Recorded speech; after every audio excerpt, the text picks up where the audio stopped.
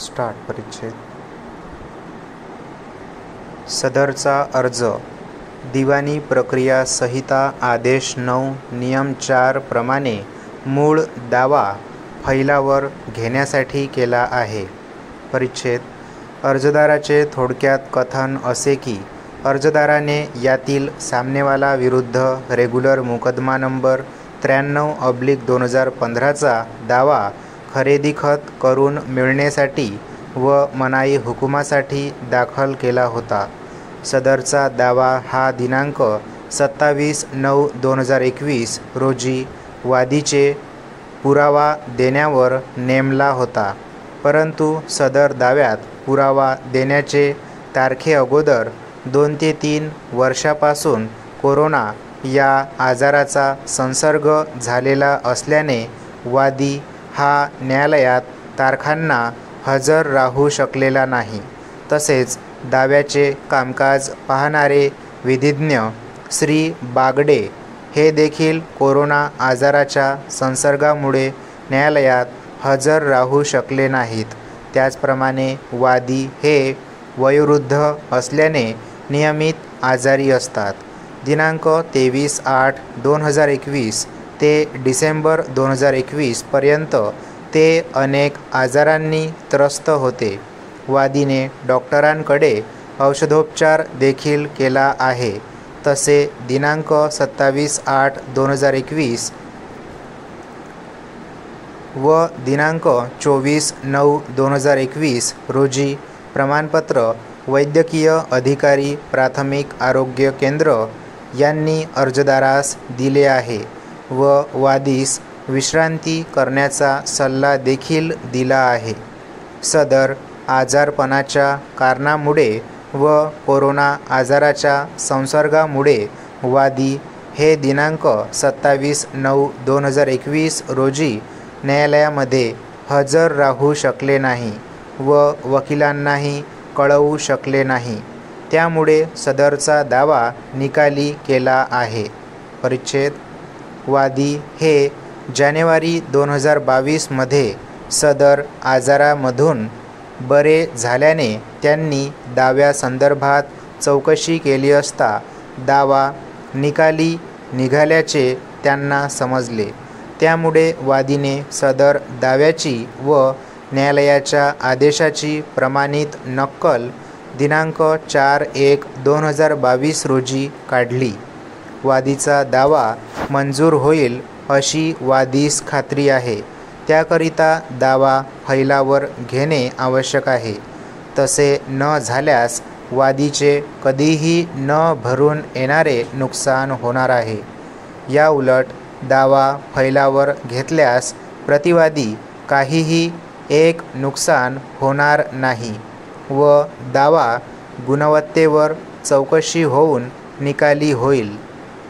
सबब सदरचा दावा पुन्हा फैलावर घेण्यासाठी प्रस्तुतचा अर्ज दाखल केला आहे। परिच्छेद सामनेवाला याने निशाणी क्रमांक 11 वर म्हणणे दाखल करून अर्जातील कथने नाकारली। सामनेवाल्याचे असे म्हणणे आहे की अर्जामध्ये नमूद केलेले कारण बनावट स्वरूपाचे आहे। अर्जदाराने दाखल केलेले वैद्यकीय प्रमाणपत्र हे खोटे व बनावट आहे।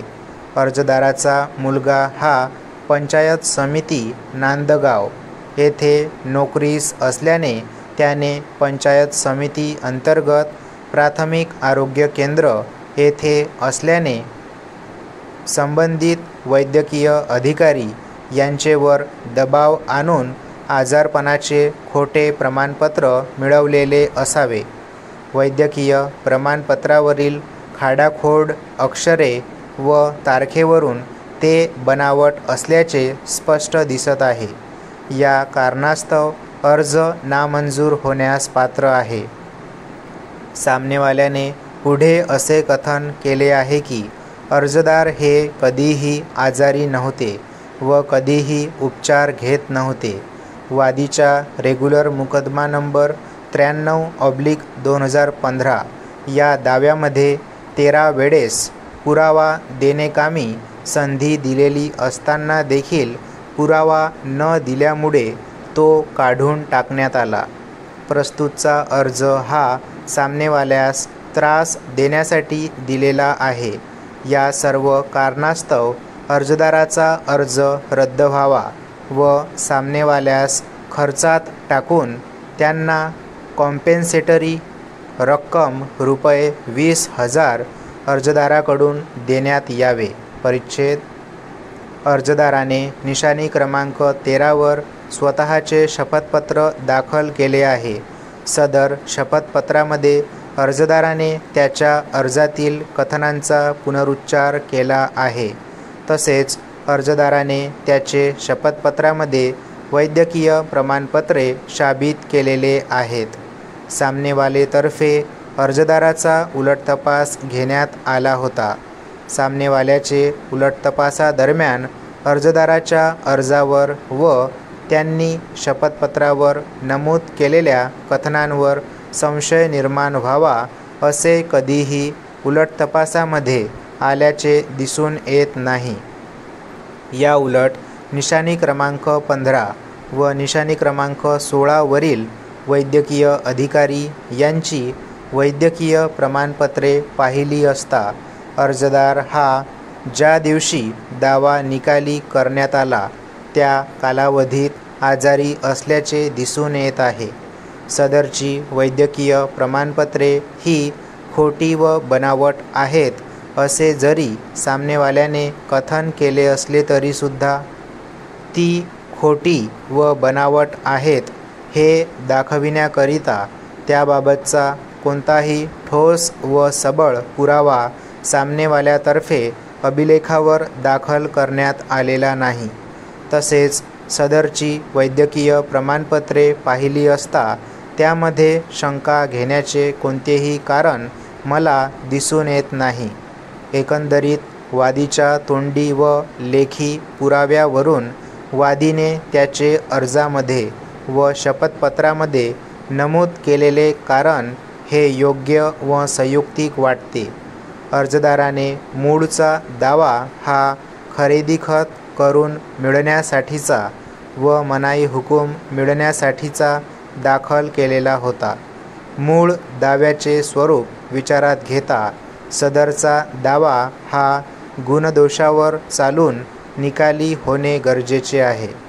तसेच मूळ दावा फैलावर घेतल्यास यातील सामनेवाल्याचे कोणतेही नुकसान होणार नाही, कारण त्या सामनेवाल्यास देखील त्याची बाजू मांडण्याची संधी उपलब्ध असणार आहे.